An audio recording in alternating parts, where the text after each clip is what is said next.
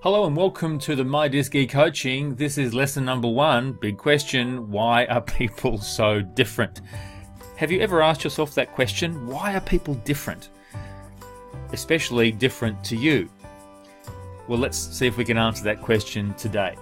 My name's Paul Puckridge. It's my pleasure to welcome you to today's e-coaching. My email address and phone number are there on the screen, and if I can assist you in any way, please reach out to me.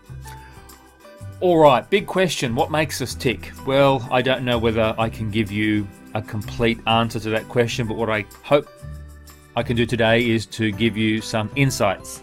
And one of the most important insights is what we refer to as the Big 5 personality traits.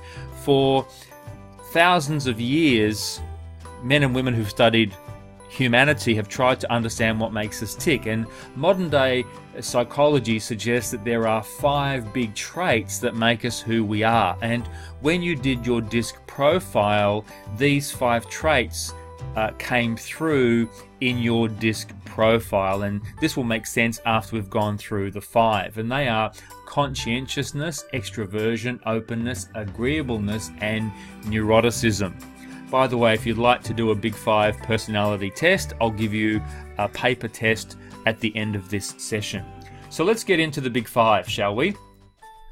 The first thing we have to realize is that, like all assessments, we have a range of behaviors ranging from a very high level to a low level, and then of course we have most people being, in the middle.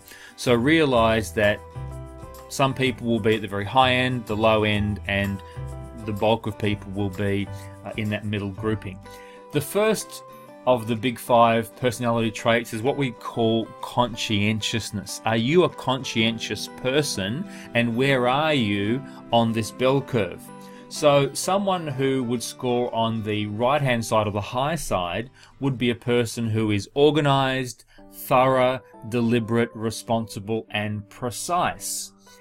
And of course, if we kept shifting right, this person would be highly organized, extremely thorough, incredibly deliberate, always responsible, and has a need for everything to be exact and precise. So could you imagine walking into a person's work area who has a high degree of conscientiousness? Everything is lined up on the table. There aren't any marks of coffee cups. In fact, there's probably a coaster that the coffee cup is sitting on. There's no dust.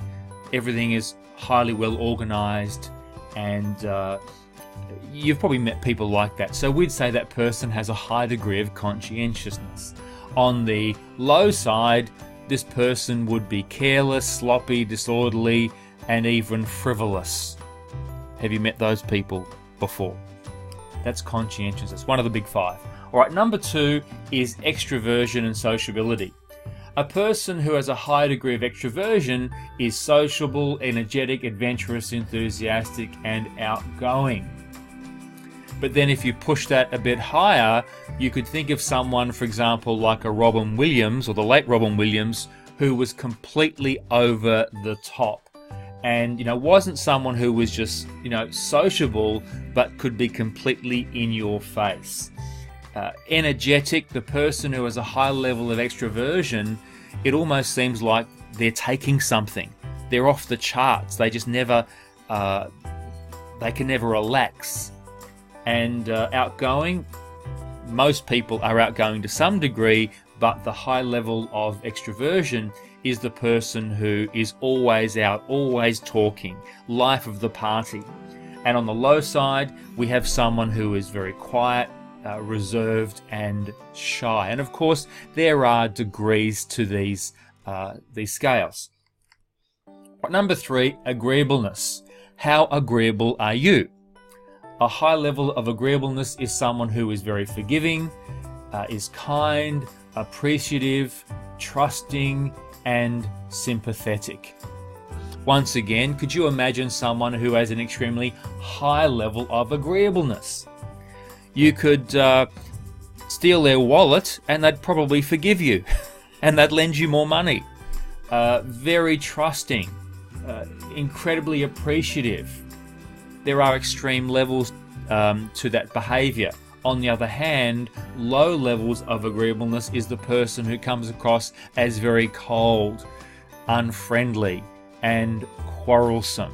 I was watching a movie only this weekend on the life of John Paul Getty and his grandson who was kidnapped. And I have to say, without making it a spoiler alert, that John Paul Getty Sr. certainly had a low level of agreeableness.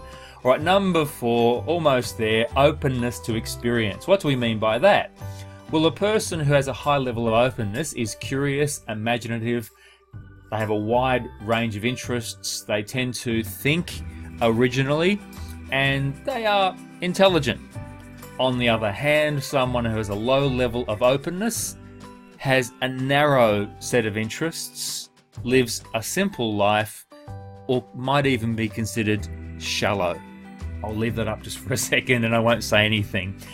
Finally, number 5, emotional stability or neuroticism. How neurotic are you? If you have a high level of neuroticism, then you come across as very tense, you're moody, you're anxious, you're fearful, and you're very touchy. High level of neuroticism. You're neurotic, in other words. A person who has a low level of neuroticism is calm, stable, and contented. So are you highly neurotic, or do you have a low level of neuroticism? Would you like to know? Well, let me show you how to find the answers to that.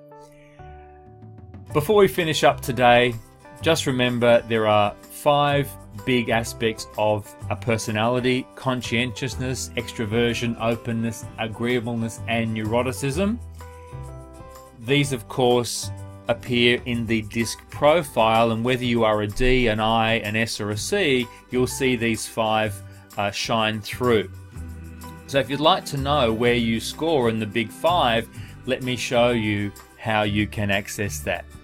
So right now, if you go to https:// you know this stuff, tinyurl.com/mybig5, mybig5, and it's a 2-page PDF. Download it, print it, take the assessment, be honest as always, and you'll get to see your 5 levels, how high, moderate, or low you are in those 5 areas. Hey, thanks so much for watching this. I hope today was useful.